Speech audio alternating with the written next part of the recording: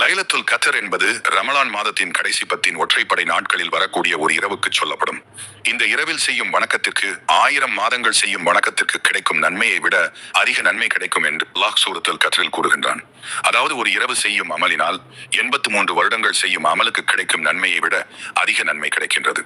இதனால் தான் நபி ஸல்லல்லாஹு அலைஹி வஸல்லம் அவர்கள் அந்த இரவை அடைந்து கொள்வதற்காக நோன்பின் கடைசி 10 நாட்களில் இஃப்திகாஃப் இருப்பார்கள்.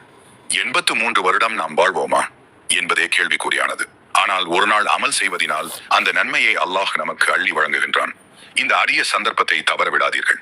ரமலான் மாதத்தின் மற்ற 20 நாட்களை விட இந்த 10 நாட்களில் நபியவர்கள் அதிக வணக்கத்தில் ஈடுபடுவார்கள். முன்பின் பாவங்கள் மன்னிக்கப்பட்ட நபி ஸல்லல்லாஹு அலைஹி வஸல்லம் அவர்களே இப்படி அதிக அமல்கள் செய்திருக்கும் போது நம்மை போன்ற சாதாரணமானவர்கள் எவ்வளவு அதிகமாக அமல்களில் ஈடுபட வேண்டும், சிந்தித்து பாருங்கள். ஆகவே அச்சிறப்பான இரவில் தொழுகை, குர்ஆன் ஓதுவது, திக்ர் செய்வது, பாவ மன்னிப்பு தேடுவது, தர்மம் செய்வது போன்ற நற்கருமங்களை அதிகம் செய்ய வேண்டும் இன்ஷா அல்லாஹ்.